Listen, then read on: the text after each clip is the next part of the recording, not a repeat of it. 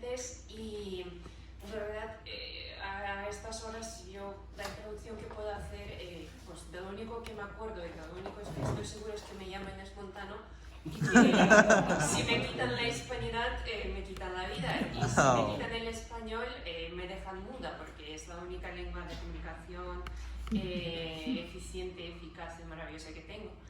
Y como es una mesa de, no se llama historia, comunicación política, claro, se trata de la comunicación, una historia, política, y sobre todo aquí tenemos, bueno, por ejemplo, José Manuel Cruz mencionó la banalización de la cultura, ¿no? O la desaparición de la cultura, ¿no?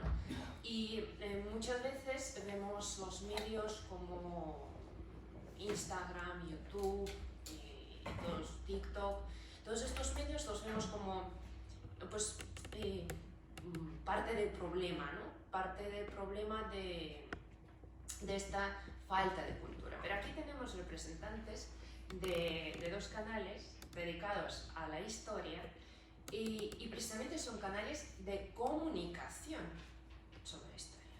¿Por qué?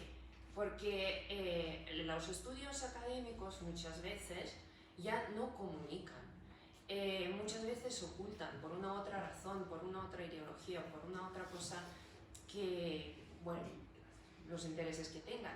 Pero estos canales de YouTube sí que lo que hacen es precisamente buscar el material, aportar el material, porque la historia de España, de Hispanoamérica, la historia del mundo hispánico es muy compleja porque se compone por un sinnúmero de personajes fascinantes y se entiende que es complicado de estudiar y sobre todo cuando hay tanta leyenda negra, rosa, verde, la que sea, ¿no? Y tantas tendencias políticas, ¿no? Nos perdemos ya entre indigenismo, no indigenismo, lo que sea. Entonces, los que tengo aquí presentes, pues es Adrián Rodríguez, que tiene canal, decíamos ayer, es un canal dedicado, ¿no?, a desmitificar, se puede decir, o recordarnos, ¿no?, los hechos históricos.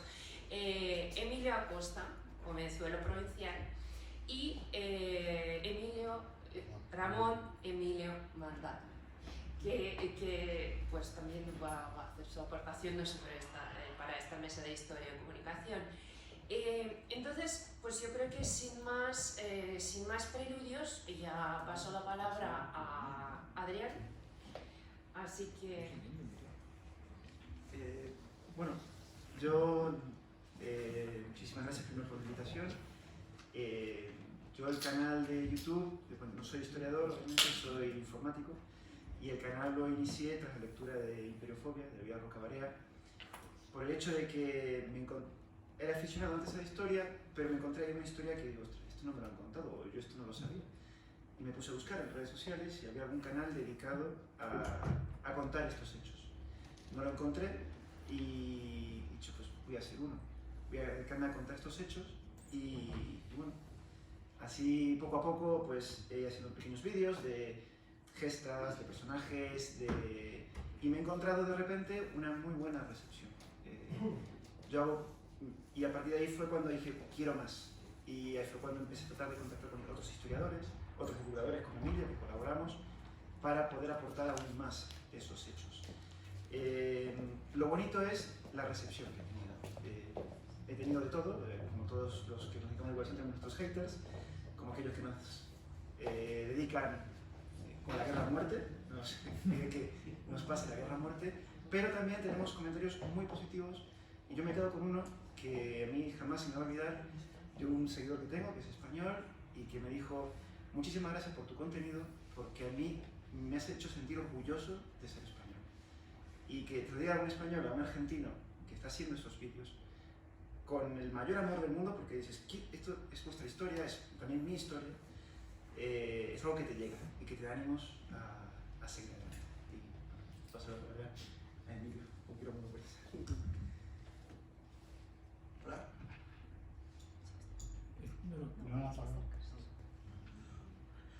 Buenas tardes. Bueno, como todos saben, muchísimas gracias por la invitación a Res Hispánica. Hace un increíble trabajo de comunicación. Creo que trata de acercarnos a todos los pueblos hispanos mediante su canal de YouTube. Y en estos tiempos donde la comunicación es tan importante y la tecnología nos acerca mucho más a distancias enormes, como lo puede ser del continente americano al europeo, inclusive hasta al otro lado del mundo, en Asia. Tenemos a los hermanos de Filipinas, en África, los hermanos de Guinea Ecuatorial. Creo que es algo de destacar, ¿no? y es una herramienta que tenemos que aprovechar. Bueno, el proyecto de Venezuela Provincial yo lo inicio porque yo me crié en Venezuela, soy canario, como dije anteriormente en mi charla anterior, pero pasé 25 años en Venezuela y me acuerdo en la escuela primaria que lo que enseñaban de historia de la época, digamos, los provinciales de Venezuela o los 300 años de la monarquía hispánica en Venezuela era pura leyenda negra, ¿no? Los típicos clichés de que los españoles nos robaban el oro, los españoles vinieron a asesinar a los indígenas. Yo siendo español y estando allá, pues eso me generaba mucho choque, ¿no?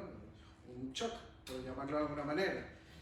Y yo decía, bueno, yo no vengo aquí a robar a nadie, yo no soy asesino ni nada de esto, ¿no?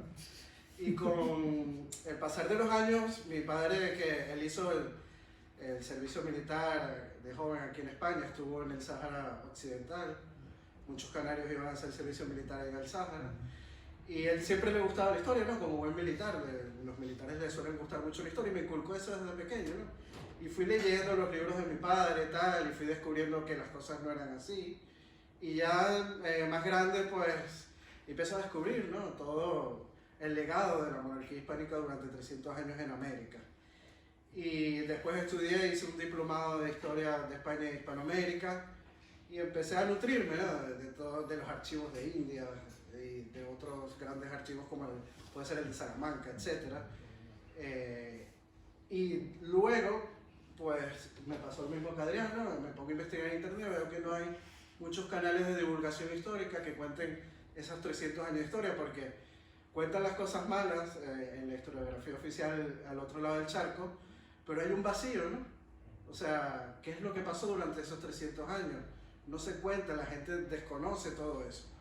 Y bueno, decidí crear el canal, contar lo que yo considero que es la verdad histórica, ¿no? Fuera de leyendas doradas, porque hay también un cierto mito, ¿no? De una leyenda dorada, una leyenda rosa, pero yo no he conocido a la primera persona que cuenta que la conquista o los 300 años de la monarquía hispánica en América lo hicieron santos y ángeles con alas, ni nada de eso, ¿no? O sea, fueron hombres y como hombres pues hubo cosas buenas y cosas malas, ¿no? O sea, yo no conozco a nadie que haga una leyenda rosa, ¿no?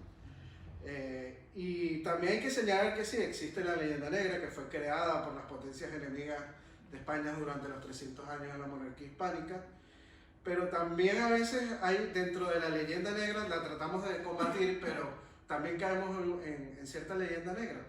En estos días yo estuve en el canal de Adrián, antes de ayer, y estuve hablando de la Capitanía General de Venezuela y conté de que durante el siglo XVIII la Capitanía General de Venezuela experimentó un crecimiento económico abismal que lo desarrolló 100% gracias a las reformas borbónicas, ¿no? Todo el desarrollo económico que trajo, la fundación de la Compañía Guipuzcoana en Caracas, eso trajo demasiado dinero a la Capitanía General. Igual pasa en el Río de la Plata, que los Borbones crean el virreinato del Río de la Plata y debe ser un territorio que era prácticamente pobre, pues empezó a crecer económicamente y sobre todo gracias a las minas del Potosí, ¿no? Y entonces hubo un comentario que me dijeron, no, pero yo leí en la Universidad de Chile que hicieron un trabajo que más bien durante los Borbones hubo una contracción de la economía por culpa del monopolio, etc. Y le tuve que responder, primero que el monopolio, hay un mito, ¿no? De que el monopolio nada más era hacia la península, porque la península nada más podía comerciar por el puerto de Sevilla primero, durante la época de los austrias y posteriormente con el puerto de Cádiz. Entre los reinos indianos sí podían comerciar unos con otros. Por ejemplo, desde Caracas se podía comerciar con el puerto de Veracruz, con Santo Domingo, con las Antillas, no había ningún problema. Inclusive las Islas Canarias tenían un libre comercio con el puerto de La Guaira, con las Antillas y con Veracruz, como bien lo señala el historiador canario Manuel Hernández González, que es catedrático de la Universidad de La Laguna. Y no solo estos dos territorios, como lo son Venezuela y el Río de la Plata, se desarrollaron en el siglo XVIII. Vemos trabajos como el de las profesoras de la Universidad de Cambridge, Regina Grafe y Alejandra Irigoyen, que en base a la documentación de las cajas reales de la América Española, hubo un gran crecimiento en cuanto a la recaudación fiscal. Y muchos dirán, ah, no, claro, pero es que están cobrando impuestos, pero recordemos que durante la dinastía de los Borbones, un impuesto como el quinto real pasó del 20% al 10%, o sea, bajó. Y para que poder recaudar más bien tiene que haber un desarrollo económico aún mayor en cuanto al virreinato de la Nueva España o el virreinato del Perú y la misma Capitanía General de Chile, ¿no?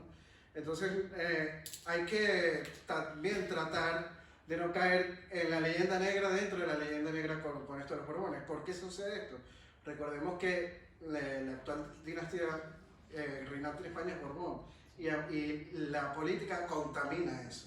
Entonces cuando, hablando de la comunicación política, cuando estamos trabajando en historia, mezclar la política y la historia, yo creo que se contamina, ¿no? Tergiversa la realidad histórica. Entonces yo creo que la comunicación tanto de las redes es muy útil para luchar contra toda esta política que trata de contaminar la verdadera historia y utilizar estos instrumentos para comunicar la realidad, porque simplemente con contar la verdad, porque el fruto de los 300 años de la monarquía hispánica en América tienen todas las de ganar porque fue de verdad muy prolífica en cuanto a resultados. Ahí dejó un gran mestizaje, una unión cultural muy grande que aún hoy en día conservamos muchas cosas que nos unen de uno y del otro lado del charco, como el idioma que nos estamos comunicando. Así que bueno, no quiero extenderme más, muchísimas gracias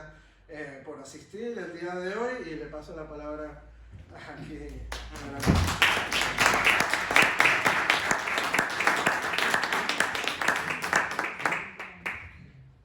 Muchas gracias también por mi parte, no tenía previsto intervenir, pero bueno, me habéis invitado y con mucho gusto. Me ha parecido excelente vuestras intervenciones acerca del esfuerzo tecnológico por transmitir esta cosa de la hispanidad, vamos a decir así.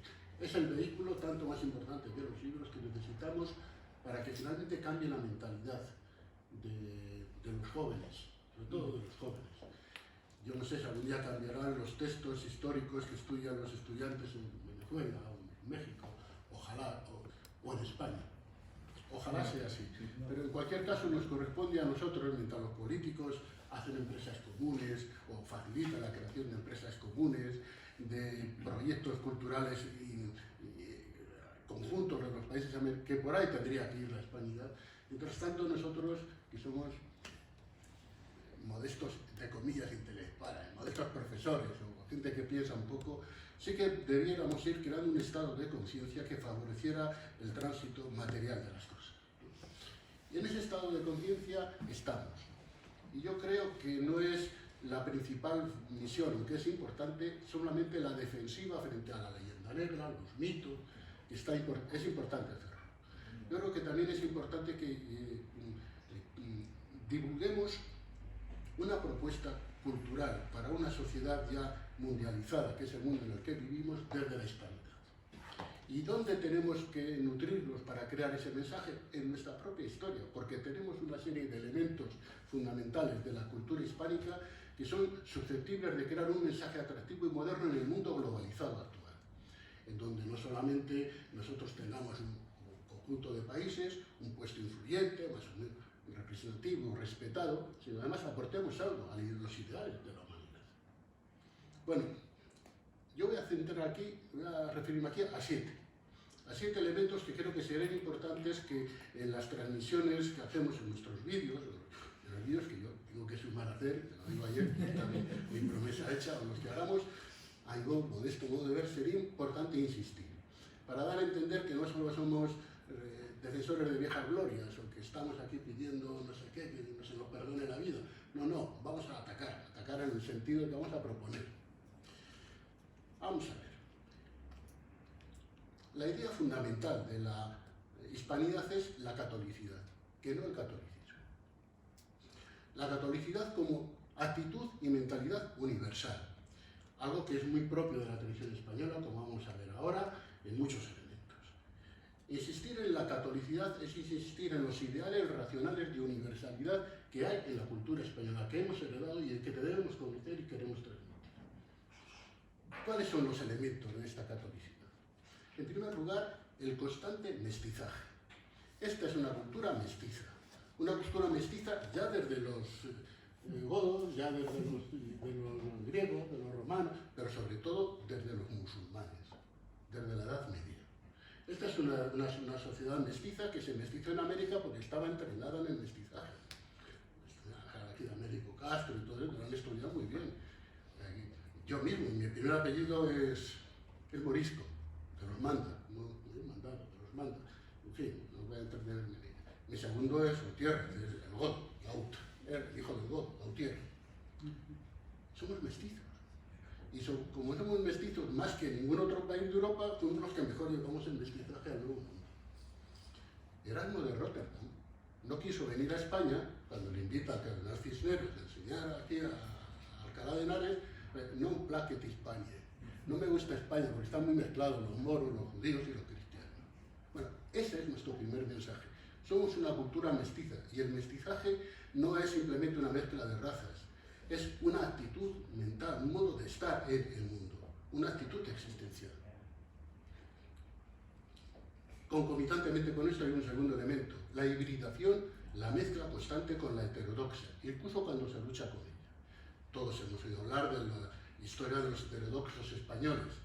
Menéndez Pelayo empieza con una mentalidad, somos católicos a macha martira, pero conforme va escribiendo los heterodoxos, se nota mucho, que a mitad de la obra se da cuenta de que, bueno, toda la multitud de herejes españoles que narra ahí son tan españoles que son herejes. Y el cristianismo español, el catolicismo español es profundamente sospechoso. Sospechoso. El catolicismo español, el misticismo español, no se entiende sin los sufíes. Sin esa rama del Islam, que ojo, que sí dialoga con la cultura cristiana. O sea, a España le invaden los almohades porque los musulmanes españoles se están pervirtiendo con el contacto con los cristianos.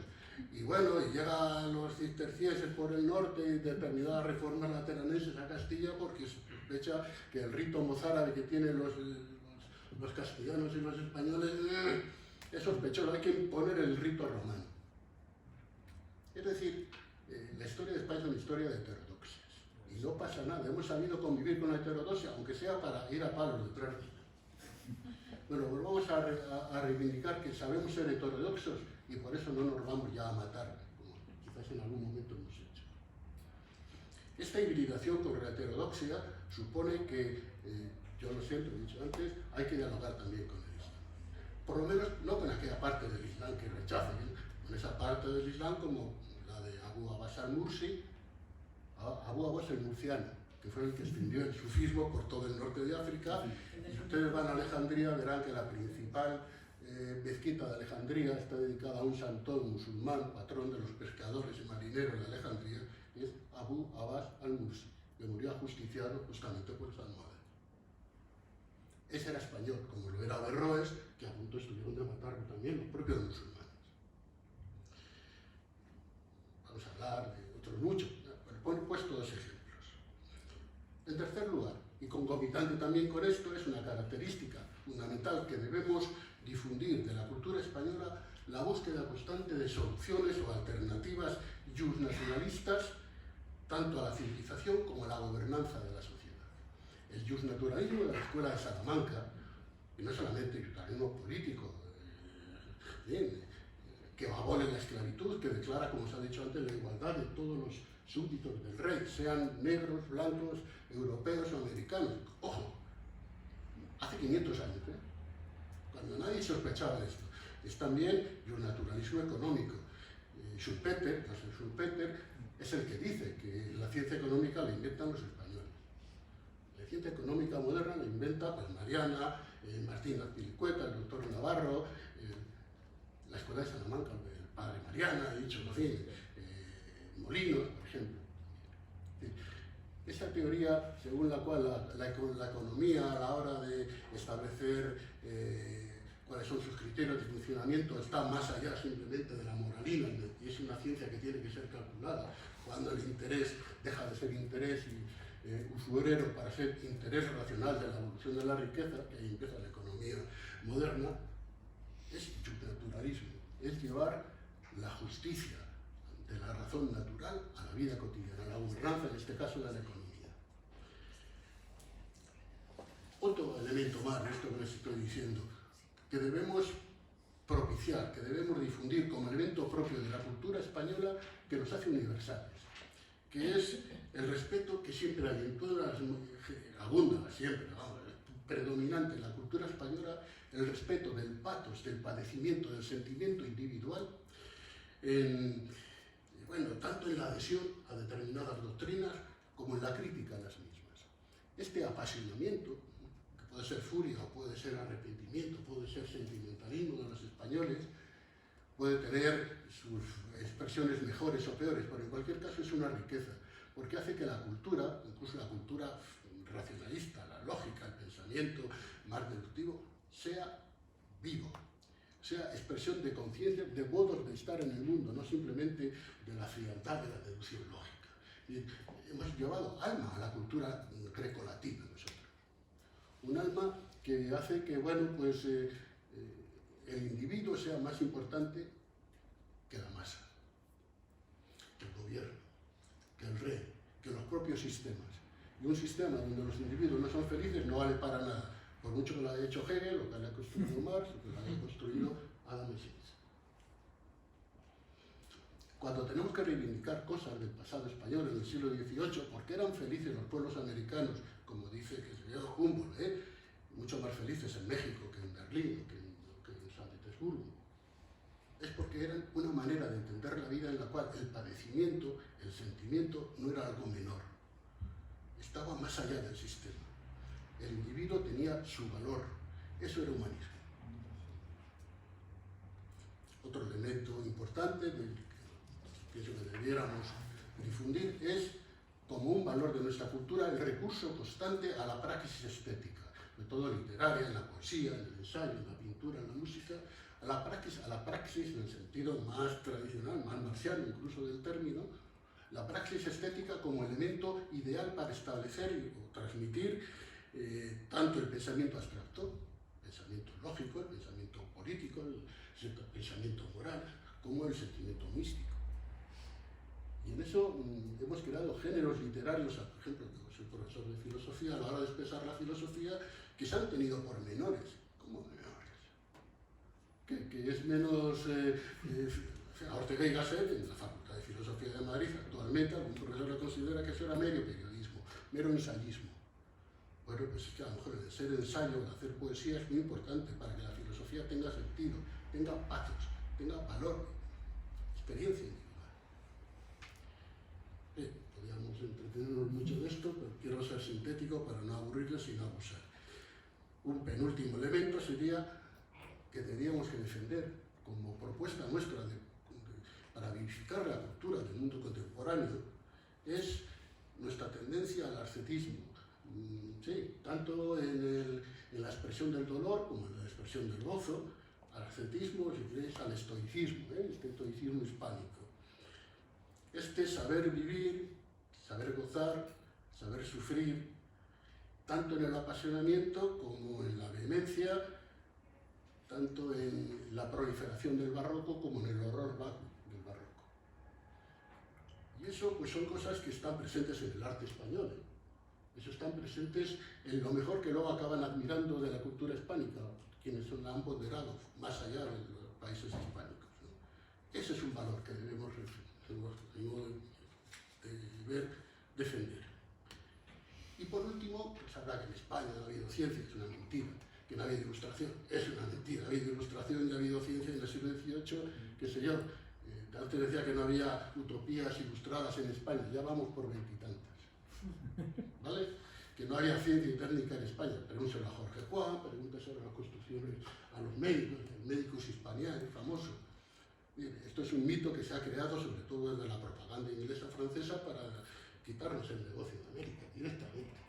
Y para destruir las empresas, las fábricas y institutos españoles que había aquí cuando llegó la francesada. En el siglo XVIII, vaya, había ilustración en España. No había ilustración como la francesa, que tenía que ilustrar a 20 millones de habitantes. Había una ilustración reformista, no revolucionaria, que tenía que ocuparse de una cosa mucho más importante: reformar a 300 millones de habitantes, o 200 y pico que eran entonces. Vamos a ver, hubo una ilustración en España y hubo ciencia en España. Y es cierto que la ciencia que se practicó se sometió, sobre todo, quizás por este patos por el individuo que os he dicho antes, justamente a la utilidad y prioridad de la técnica.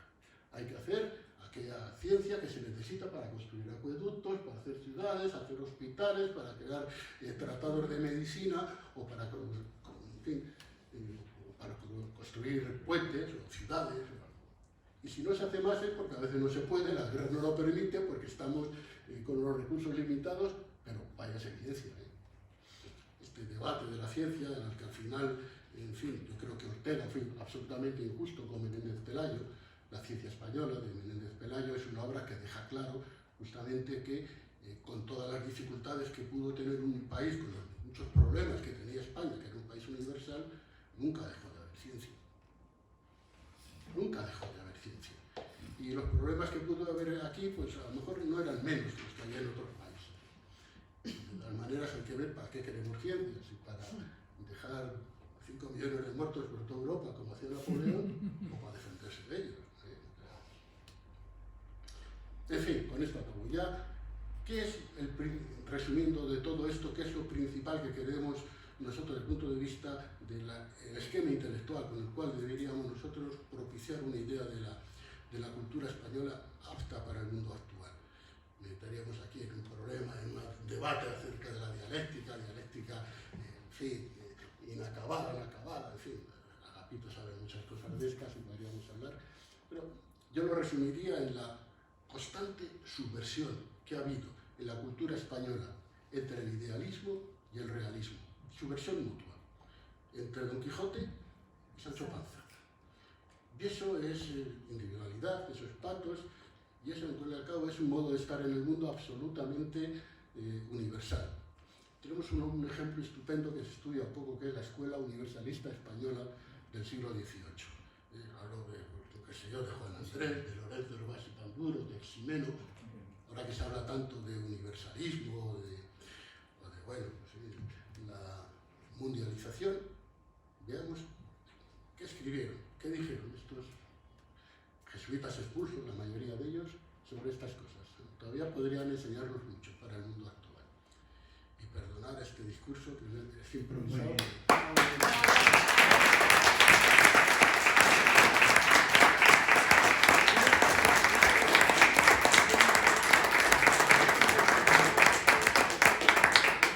Muchísimas gracias. Quería recoger justo esta frase, ¿no? La hispanidad como el modo de estar en el mundo. Y claro, esa es una síntesis absolutamente maravillosa, es una síntesis magnífica, porque todos los que están aquí, ¿no? Con su labor contribuyen precisamente a recuperar del olvido estos aspectos de la historia, porque historia no es algo que pasó. De lo que sabemos de la historia, ¿no? Depende de nuestro presente.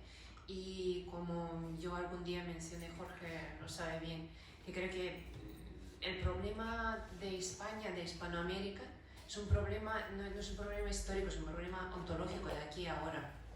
Porque cuando reducimos la hispanidad a unas cosas, no sé si llamarlas medio folclóricas o, no sé, a un mero viva la hispanidad. Entonces, lo estamos reduciendo a unas demostraciones exteriores, ¿no? de esto, pero claro, ¿qué es lo que llena la hispanidad, ¿no? La hispanidad como la manera de estar en el mundo.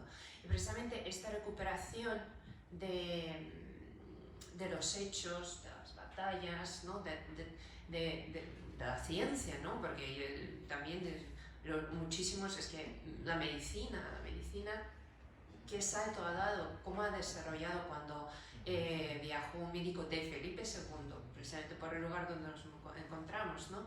El médico de Felipe II que viajó a América y descubrió un sinnúmero de plantas curativas, no curativas, y claro, toda la ciencia europea bebe de estas fuentes. Lo que pasa es que en España hay un gran olvido de estas fuentes, entonces claro, esta labor grande que pues justo estos medios que muchas veces estamos culpando de que bueno, eso es una trivialización, que no hay cultura, pero claro, estamos aprovechando, ¿no? Todos nosotros aquí presentes también este ámbito de la libertad que nos dan los medios actuales de comunicación como YouTube, Instagram, hasta el TikTok, porque una de las cosas que más se ve en el TikTok, ¿qué será?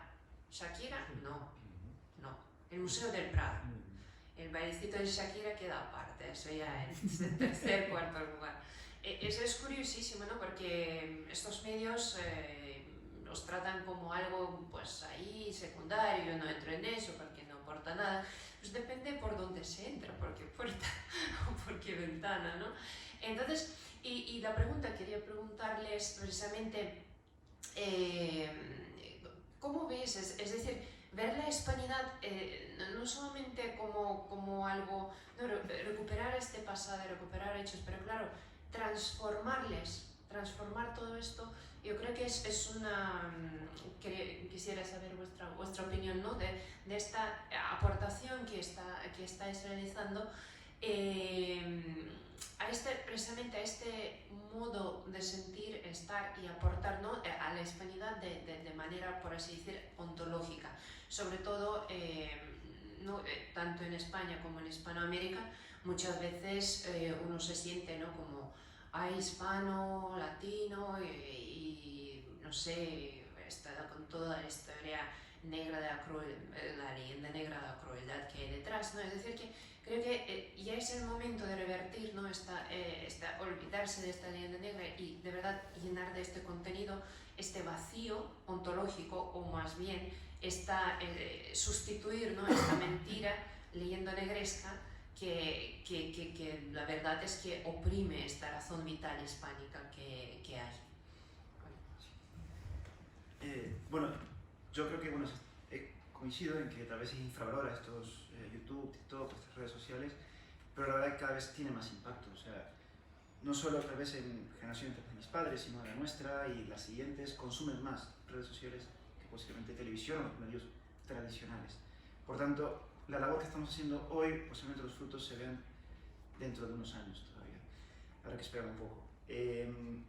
Con respecto a lo otro, de llenar ese vacío, yo voy a citar afortunadamente tres personas que tuve la oportunidad de entrevistar, que es Rafael Torres, que hizo un trabajo sobre la Real Armada del siglo XVIII, Úrsula Camba, que tiene trabajo sobre la vida de Nueva España, y José Javier Ruiz Ibáñez, que tiene un trabajo sobre hispanofilia. ¿Por qué estos tres? Rafael Torres, en su libro La Armada del siglo XVIII, lo que viene a contarnos es que el triunfo de la Armada del siglo XVIII, en un entorno de una enorme carrera armamentística, fue el triunfo no de la península, no de un rey, no de un gobernador, sino de toda España, y hablamos de las Españas. Era tan importante el puerto de La Habana como Cádiz, como Cartagena, como Madrid, como Barcelona, todos los puntos fueron importantes para ese triunfo. ¿Por qué?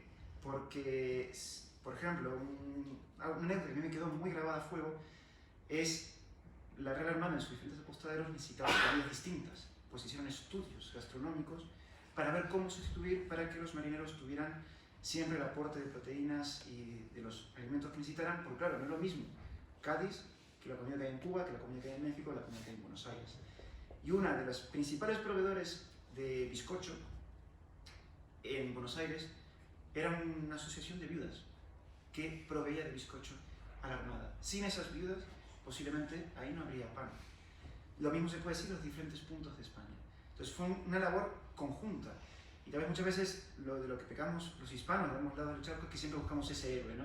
Bueno, es que fue José Patiño el que consiguió la reforma. O no, fue Felipe V. No, fue un triunfo conjunto. Sin una de esas partes posiblemente no hubiese tenido ese éxito que fue la Real Armada del siglo XVIII, y que, como él mismo dice, que posiblemente el gran pecado de la Real Armada fue que la estamos estudiando desde el punto de vista de Trafalgar, que es tal vez su punto más bajo, no por la derrota en sí, sino el estado en el que se encontraba por entonces, económico, por entonces. Y la Real Armada fue una historia de éxito. Pensemos que por entonces tenía que competir con la Armada francesa y con la Armada británica, que eran bastante potentes. Eso por un lado. A Úrsula Camba lo que dejó muy claro, y para mí me dejó muy claro, y creo que lo han mencionado mis compañeros aquí, es que el mestizaje va más allá de la simple raza. Ella comentaba que si hoy en día le quitas a México o España, posiblemente quitas todos los platos típicos de México. Y si le quitas a España, a América, posiblemente quitas todos los platos típicos. Está tan unido las culturas a tantos niveles que es muy complicado decir dónde empieza México y dónde termina España. Entonces, esa unión es muy, muy poderosa a diferentes niveles. Y yo creo que a través del contenido que estamos generando, la gente está empezando a dar cuenta. Una de las anécdotas que contaba, por contar alguna, es el cigarrillo. Es el cigarrillo, el fumar. Eso fue un éxito de España, pero también de América, porque cuando se empezaron a llegar los primeros cigarrillos, era el tabaco de América más el papel de arroz que venía de Asia. Y eso lo consiguió España uniendo esos diferentes puntos y se hizo en México, territorialmente hablando. Y por último, José Javier, que habla de la hispanfilia, en el que pues, su trabajo lo que muestra es que mucho de la expansión de América, de España por el mundo, no fue debido muchas veces gracias, no hay que desmerecer a los españoles que se aventuraron a viajar tan lejos, sino también a esos agentes externos a la monarquía, por ejemplo, indígenas, tlaxcaltecas, totonacas, con todas aquellas personas con las que han pactado o que han visto que podían tener más y mejor uniéndose a esa monarquía. Y ahí empieza también el mestizaje, en esos pactos en los que uno puede permitir. Unos ejemplos también muy claros de esto es Flandes. Es decir, sí, el ejército español era muy potente, era muy poderoso, pero tú con 10.000 hombres no mantienes tantas ciudades como había en Flandes. Es porque los flamencos eran fieles a la corona y querían formar parte de eso. Lo mismo se puede hablar de los territorios de Italia, de Filipinas o de América. España no necesitó grandes ejércitos para mantener todos sus territorios de América, eso ha sido imposible con la demografía que había en la península. Eso fue gracias posible a esos pactos, a veces tácitos, a veces explícitos, para que esos territorios se mantuvieran fieles y se defendieran de los constantes ataques que se recibieran, porque no es que fuera un idilio de paz América. O sea, los ingleses atacaron, corsarios, ataques en plenas guerras, ese tipo de cosas, Cartagena de Indias, Buenos Aires, la Buena Guaira, Puerto Cabello también, se defendieron, y España, y ahí lo que se defendieron eran milicias, gente que vivía ahí, y que participaron en esa defensa, y eso también forma parte de ese contenido que hay que recordar, que los propios americanos se defendieron de los enemigos de España porque se sentían también españoles. Y paso la palabra.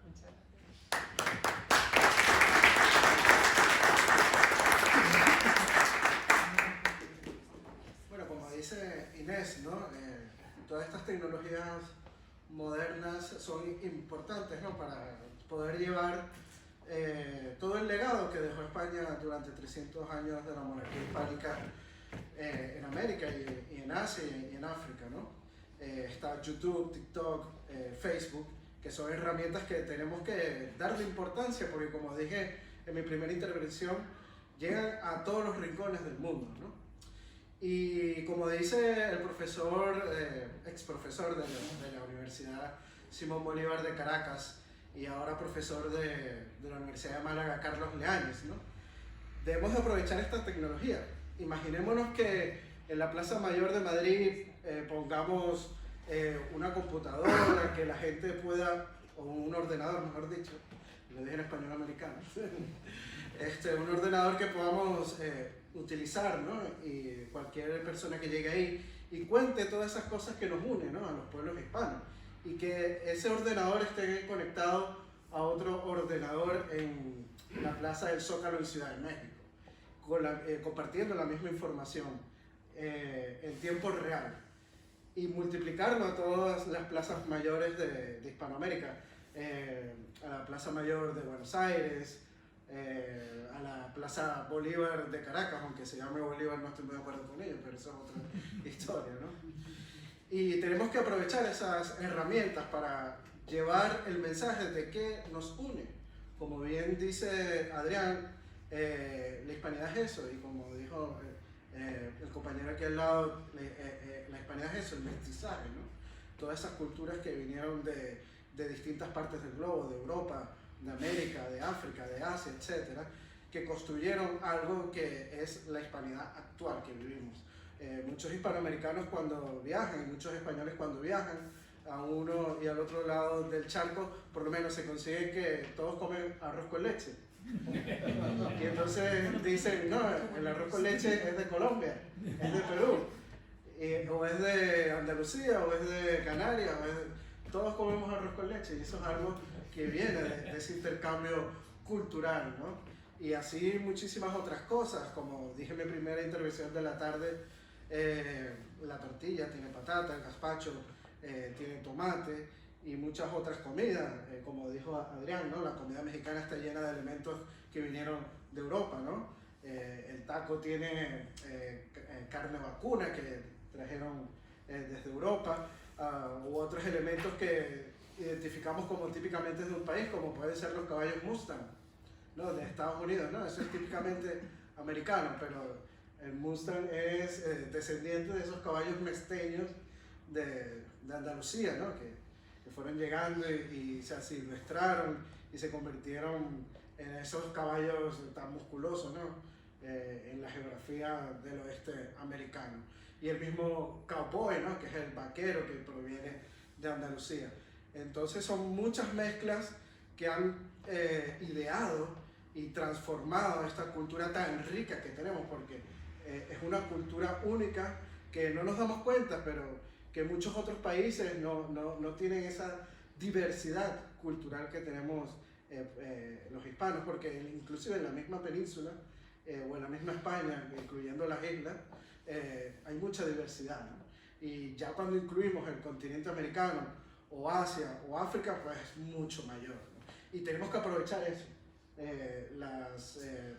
las redes sociales, el internet, etcétera, es una herramienta que tenemos que darle importancia y es una forma de actualmente pues acercarnos en tantas distancias que lamentablemente geográficamente, físicamente pues son así, ¿no? Una distancia alargada, pero que estos elementos, esta tecnología nos llega a acercarse. Bueno, no me extiendo más y paso la...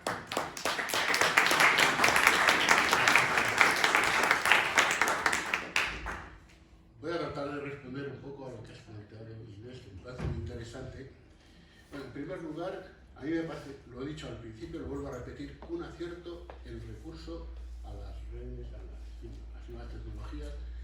Yo soy de los que siempre he sostenido que no son los pueblos los que crean los estados, las naciones, no las crean, los crean los estados, crean las naciones. Y lo que pasa en Cataluña es un ejemplo, lo que ha intentado Puyol, crear todo un aparato de estado para crear un nacionalismo.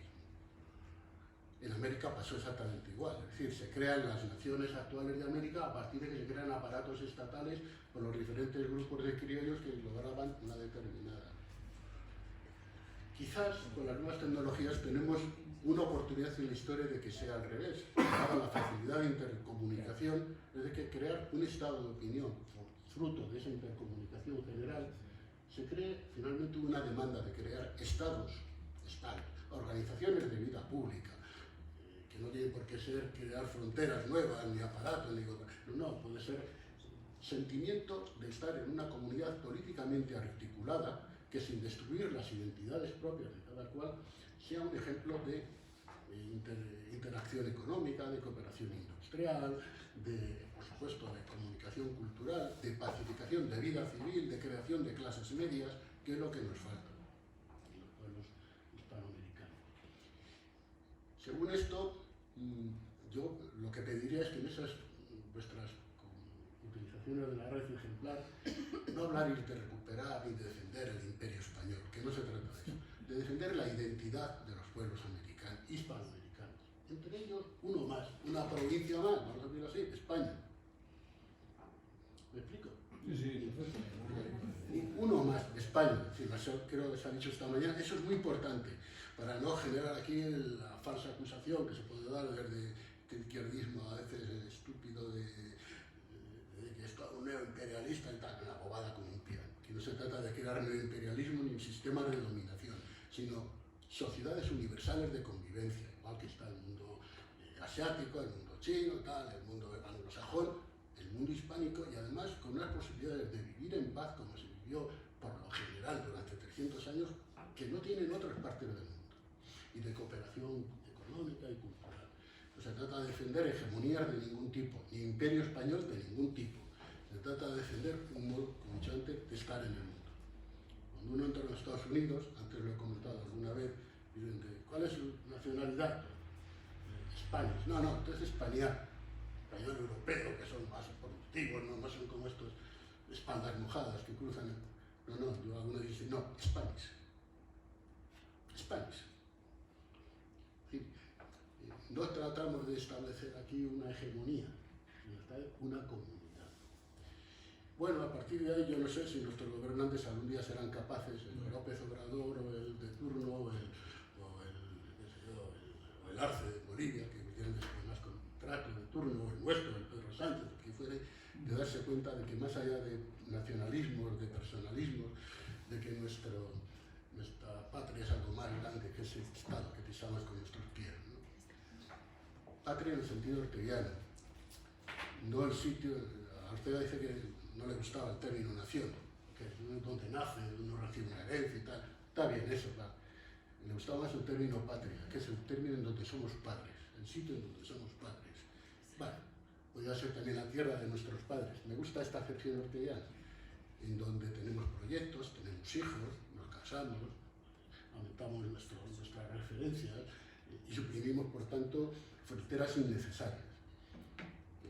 Justamente este ámbito hispánico es el que de alguna manera pues, hace que carezca de sentido el que no se deje salir a Bolivia al mar, el que haya que se den guerras como la guerra del fútbol entre El Salvador y Honduras, por ejemplo, una cosa ridícula, o las guerras, las fronteras entre Perú y Ecuador, o que se vuelvan a crear estados títeres como contamos en la comunidad, como el de Panamá, ¿no? Para construir los gringos un canalito para ello. Este tipo de conciencia solamente tendrá fruto, resultados si los estados actuales, los gobiernos actuales de nuestros estados tienen gobernantes responsables con sentido de la historia, que vayan más allá de sus narices, de su mantenimiento en el poder, y sean capaces de facilitar que los recursos morales, económicos, culturales de los pueblos que administran se pongan en funcionamiento, que son muchos, y los que lo sabían, de nuevo, pues no estar lamentando leyendas negras, sino estar ilusionados con futuros prometedores, y además inclusivos para el resto de la humanidad. Siempre, sí. Esto es lo que yo quisiera.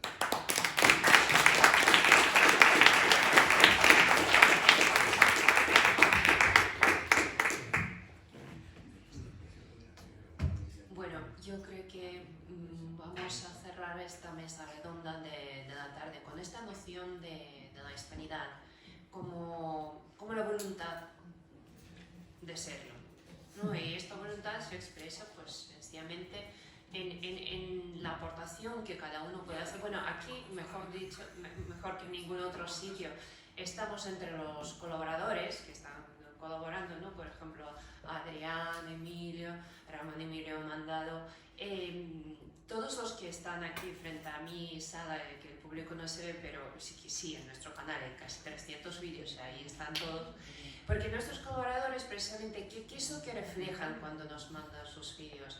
Precisamente esta voluntad de contribuir a la red hispánica, contribuir con su aportación cultural, con lo que han estudiado, con lo que han descubierto, con lo que han, con su curiosidad han buscado por ahí. Además han hecho este enorme esfuerzo de ponerse frente a la cámara en horizontal y contárnoslo, Entonces aquí mejor que nunca, entre nuestros colaboradores, los que están aquí, entre los suscriptores, además no se olviden suscribirse a nuestro canal. Decíamos ayer, Venezuela Provincial, hay que suscribirse, señores. Entonces, que precisamente esta voluntad, esta generosidad vital que da la hispanidad, yo creo que es algo, esto sí que es razón vital, y es todo que finalmente sí que podríamos estar transmitiendo muchísimo más tiempo y que sigamos también con nuestros encuentros presenciales. Así que pues creo que voy a dar por terminada esta mesa redonda, este día tan maravilloso que hemos tenido hoy, con varias intervenciones, varias mesas y magníficas aportaciones de todos los colaboradores y presentadores. Así que muchísimas gracias a todos y mañana más. Irene Galvez, claro, Irene Galvez nos va a presentar el cierre, ya es el cierre. Yo, perdonante, el programa no lo manejo bien después de tanto lo que hemos visto. Entonces, este es el cierre ya de nuestro encuentro presencial de Res Hispánica. Mañana a las 10 de la mañana, Irene Galvez. Y no olviden, suscríbanse a nuestros canales.